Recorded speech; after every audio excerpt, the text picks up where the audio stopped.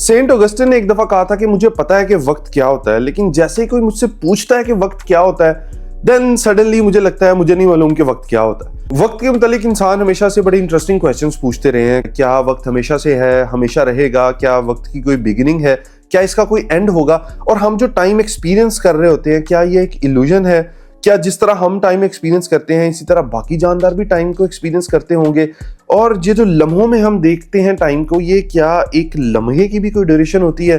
तो वक्त फिर इसी तरह क्या हम फ्यूचर में ट्रैवल कर सकते हैं? क्या हम पास्ट में वापस जा सकते हैं? ये वो चीजें हैं जो वक्त को एक बड़ा इंटरेस्टिंग टॉपिक बना देती हैं। तो वक्त को हम बेसिकली दो तरह से समझ रहे होते हैं। एक हमारा पर्सनल अंडरस्टैंडिंग ऑफ टाइम है, जो हम रोजमर्रा जिंदगी में वक्त के मुतालिक डिस्कशन कर रहे होते हैं, और एक साइंटिफिक इंक्वायरी है जिसमें हम इक्वेशंस के जरिए देख रहे होते हैं कि वक्त क्या है। तो अब इन दोनों के जरिए जब हम वक्त को स्टडी करते हैं तो स्टिल बजाय ये कि वक्त हमें समझ आने के, वक्त एक बहुत बड़ी मिस्ट्री बनना शुरू हो जाता है। ऑल्दो के इस मिस्ट्री को सॉल्व करने में हमने कायनात की बहुत सारी और चीजों को समझ लिया है, लेकिन still time at its heart is still a mystery. जब हम पर्सनल एक्सपीरियंस की बात करते हैं तो हम रोजमर्रा जिंदगी में टाइम को लम्हों की सूरत में गुजरता हुआ महसूस करते हैं। हर एक लम्हे के बाद अगला लम्हा आता है और इस तरह ये सीक्वेंस चलता जाता है। तो हम लम्हों में वक्त को महसूस कर रहे होते हैं। इसी तरह जो अगली चीज हम नोट करते हैं टाइम के मुतालिक, ये लम्हे भी एक फ्लो में है। इस फ्लो को रोका नहीं जा सकता, यानी हम किसी एक टाइम में बिल्कुल फ्रीज नहीं हो सकते। हम वक्त को रोक नहीं सकते अपने लिए या किसी के लिए भी। तो वक्त हमेशा फ्लो में रहता है और इस फ्लो की एक डायरेक्शन है। ये हमें पास्ट से फ्यूचर की तरफ जाता नजर आता है कि पहले पास्ट है, फिर प्रेजेंट है, and then there is future. तो हमने इसी वजह से वक्त को 3 कैटेगरीज में भी अपनी कन्वीनियंस के लिए डिवाइड किया हुआ है, जिसकी वजह से आम जिंदगी में हमारे लिए वक्त को हैंडल करना आसान हो जाता है।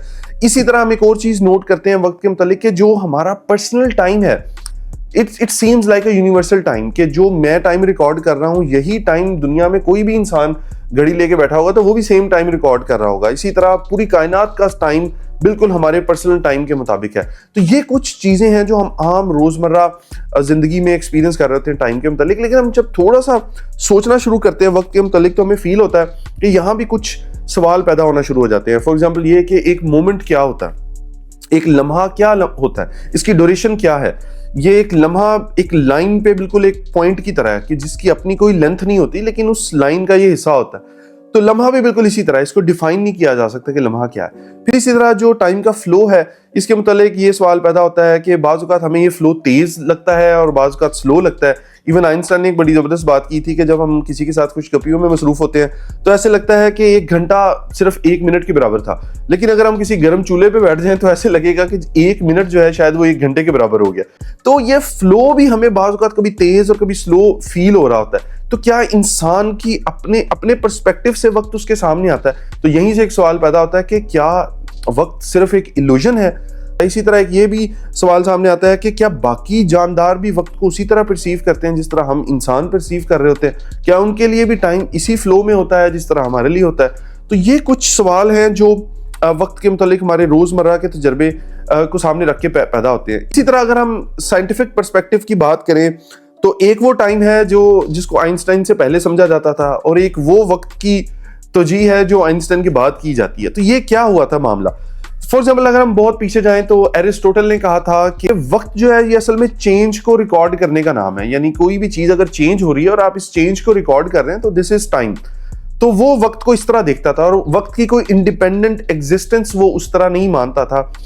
वो ये समझता था कि वक्त आप रिकॉर्ड करेंगे तो वक्त आपके सामने आएगा। लेकिन फिर जब साइंटिफिक इंक्वायरी आगे बढ़ी और फिर न्यूटन ने जब आके वक्त को देखा तो उसने कहा कि universe is static, universe is eternal. वक्त की एक सेपरेट एग्जिस्टेंस है। यानी अगर आप नहीं भी वक्त को कैलकुलेट कर रहे हैं या अगर आप नहीं भी वक्त को एक्सपीरियंस कर रहे, टाइम स्टिल एग्जिस्ट्स। तो यहां तक न्यूटन की अंडरस्टैंडिंग थी। लेकिन फिर उसके बाद जब बात आगे चली और आइंस्टाइन तक पहुंची तो एक बहुत बड़ा रेवोल्यूशन बर्पा हुआ। वो इस तरह हुआ कि Einstein was obsessed and he was studying the speed of light, और वो ये देख रहा था कि स्पीड ऑफ लाइट जो है वो हमें एक्सपेरिमेंट से और फिर जेम्स क्लर्क मैक्सवेल की इक्वेशन से पता चलती है कि वो हमेशा कांस्टेंट रहती है फॉर ऑल मूविंग ऑब्जर्वर्स। यानी कि अगर जैसे फॉर एग्जांपल अगर मैं एक ट्रेन जो मेरी तरफ आ रही है मैं उसकी तरफ भागूं तो मुझे ट्रेन ज्यादा स्पीड से आती हुई नजर आएगी। इसी तरह अगर मैं एक ट्रेन से दूर की तरफ भागूं तो वो मुझे कम स्पीड से जाती हुई नजर आएगी। तो इसके मुकाबले में स्पीड ऑफ लाइट के साथ ये मामला नहीं होता। यानी कि अगर आप चाहे लाइट की तरफ भागें या लाइट से परे भागे, आपको स्टिल लाइट की स्पीड कांस्टेंट ही आएगी। अब ये एक बड़ा अनइंट्यूटिव सा कॉन्सेप्ट था। तो आइंस्टाइन ने क्या किया कि आइंस्टाइन ने कॉमन सेंस के अगेंस्ट ही एक बिल्कुल ऑपोजिट आइडिया पेश किया। उसने कहा कि अगर स्पीड ऑफ लाइट कांस्टेंट होगी हर जगह, तो इसका मतलब है कि टाइम चेंज हो रहा है सबका, ठीक है। यानी अगर आप लाइट की तरफ भाग रहे हैं या लाइट से दूर जा रहे हैं, तो आप स्टिल लाइट की सेम स्पीड रिकॉर्ड करेंगे, लेकिन आपका वक्त इससे चेंज हो जाएगा। आपका वक्त और आपकी स्पेस चूंकि डिफरेंट होगी, तो इस वजह से स्पीड ऑफ लाइट आपको सेम मिलेगी। अब ये एक बड़ा रेवोल्यूशनरी कॉन्सेप्ट था कि टाइम रिलेटिव है। हमें तो लगता था स्पीड रिलेटिव होती है, लेकिन टाइम इटसेल्फ रिलेटिव है। तो इससे फिर आगे special theory of relativity Einstein ने डेवलप की, और फिर उसने जब स्पेशल थ्योरी ऑफ रिलेटिविटी से आगे सफर किया तो उसने ग्रेविटी को उसमें इंक्लूड किया। तो उसके बाद जनरल थ्योरी ऑफ रिलेटिविटी आई। अब ये पता चला वक्त के मुतालिक एक और हैरानकुन इंकशाफ ये हुआ कि वक्त जो है ये मैसिव ऑब्जेक्ट यानी कायनात की जो बड़ी सेलेस्टियल बॉडीज हैं वो भी वक्त को स्लो करती हैं। ना सिर्फ ये कि स्पीड अगर आप एक ज्यादा तेजी से स्पेस में मूव करें तो आपका वक्त स्लो होगा, बल्कि अगर आप किसी हैवी ऑब्जेक्ट के पास हैं तो भी आपका वक्त स्लो होगा। इसका मतलब यह है कि अगर मैं जमीन के ऊपर बैठ के घड़ी लेके टाइम रिकॉर्ड कर रहा हूं तो मेरा टाइम डिफरेंट होगा अगर मैं जमीन को ऑर्बिट करते हुए टाइम रिकॉर्ड करूं। यही वजह है कि आज सैटेलाइट्स जो है वो बार बार अपने टाइम एडजस्ट करती हैं जमीन के टाइम के मुताबिक, क्योंकि उनकी घड़ी उनको डिफरेंट टाइम दे रही होती है, तो वो जमीन के साथ मैच नहीं कर पाता थोड़े देर बाद। तो अगर वो ऐसा ना करें तो हमारी जीपीएस की कैलकुलेशंस बिल्कुल आउट हो जाए। तो साइंटिफिकली ये जो टाइम डायलेशन है इसको मुकम्मल साबित किया जा चुका हुआ है, और इससे ये प्रूफ हो चुका हुआ है कि टाइम डिफरेंट जगहों पे डिफरेंट तरीके से गुजर रहा होता है। तो ये जैसे ही हमने साइंटिफिक इंक्वायरी खोली तो पता चला कि वक्त की तो नई नई प्रॉपर्टीज हमारे सामने आ रही हैं। और फिर जब जनरल थ्योरी ऑफ रिलेटिविटी से बात आगे चली तो पता चला कि आइंस्टाइन की इक्वेशन से हमें पता चला कि यूनिवर्स इज एक्सपेंडिंग, ठीक है। और फिर एक फिजिसिस्ट आए और उन्होंने आके कहा कि अगर हम इसको माजी में एक्सट्रैपोलेट करें तो शायद पूरी कायनात एक जगह से स्टार्ट हुई थी। इसी तरह हम जनरल थ्योरी ऑफ रिलेटिविटी पे वापस आए तो आइंस्टाइन ने ये कॉन्सेप्ट पेश किया था कि हम जिसको स्पेस समझते हैं ये सिर्फ स्पेस नहीं है, ये स्पेस और टाइम इनका मजमुआ है जिसे स्पेस टाइम बोलते हैं। ये इकट्ठे ही होती हैं, इनको सेपरेट नहीं किया जा सकता। ये अब एक बिल्कुल ही अजीब कॉन्सेप्ट था जो हमारी कॉमन सेंस के बिल्कुल अगेंस्ट था। तो लेकिन ये चूंकि प्रूव किया जा चुका है कि स्पेस टाइम एग्जिस्ट करता है, टाइम स्पेस की तरह चेंज होता है लोगों के लिए। तो यहां से जब बात आगे चली तो पता चला कि यूनिवर्स इज एक्सपेंडिंग, और अगर हम माजी में एक्सट्रैपोलेट करें तो universe started with a point. तो जब हम बिग बैंग की बात करते हैं तो बिग बैंग के बाद ही स्पेस टाइम वजूद में आ रहा है। अब पहले तो अगर हम कहें कि सिर्फ स्पेस में वजूद में आ रही है तो चीजें अंडरस्टैंड करना आसान है, लेकिन आइंस्टाइन ने कहा कि नहीं भाई, सिर्फ स्पेस वजूद में नहीं आ रही, टाइम भी वजूद में आ रहा है स्पेस के साथ, because it's a space time fabric. तो अब एक बहुत कॉम्प्लिकेटेड सा क्वेश्चन, यहाँ पे एक पैराडॉक्स पैदा हो जाता है कि अगर टाइम भी वजूद में आ रहा है स्पेस के साथ ही बिग बैंग के बाद, तो इससे पहले क्या था।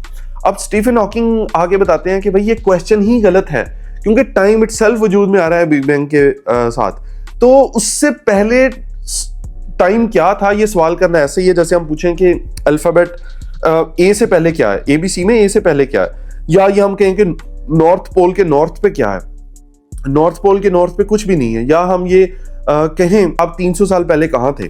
तो ये क्वेश्चन ही सेंस नहीं बना पा रहा। तो कुछ इसी तरह अब हम टाइम के मुतालिक ये कहते हैं कि टाइम की एक बिगिनिंग थी और उसके बाद ही टाइम वजूद में आया, और ये कहां तक जाएगा, it can go to infinity, we have no idea. तो अब टाइम जो है ये एक स्टार्टिंग पॉइंट रखता है, और इसी तरह टाइम कहां तक जाएगा, वी हैव नो आइडिया।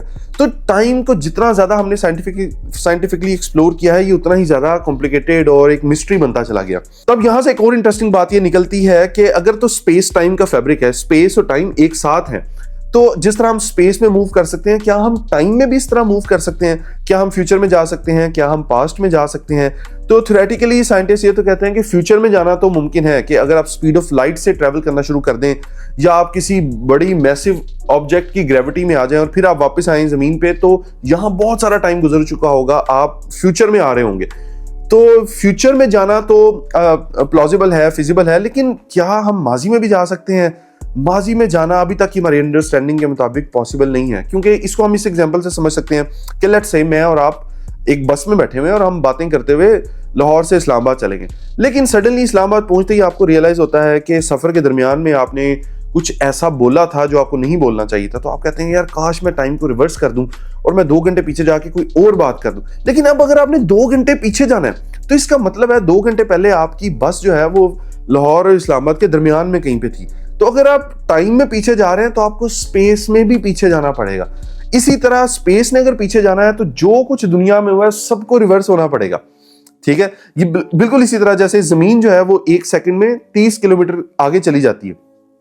तो अगर आपने 10 सेकंड पीछे जाना है तो पूरी जमीन को, सूरज को, सबको पीछे जाना पड़ेगा। जमीन को 300 किलोमीटर पीछे जाना पड़ेगा। अगर आप 1 घंटा पीछे जाने की बात करते हैं तो जमीन को 1,10,000 किलोमीटर पीछे जाना पड़ेगा। ये मुमकिन नहीं है, ये पॉसिबल नहीं है। इसी वजह से हम लोग माजी में नहीं जा सकते, लेकिन हम लोग समहाउ फ्यूचर में जा सकते हैं। तो ये वक्त से मुताल्लिक कुछ अजीब चीजें हमारे सामने आती हैं जब हम वक्त पे थोड़ी सी डिस्कशन करते हैं या उसको सोचते हैं। तो आई होप कि आज की डिस्कशन के बाद आपको वक्त एक बड़ी मिस्ट्री लगना शुरू हो गया होगा।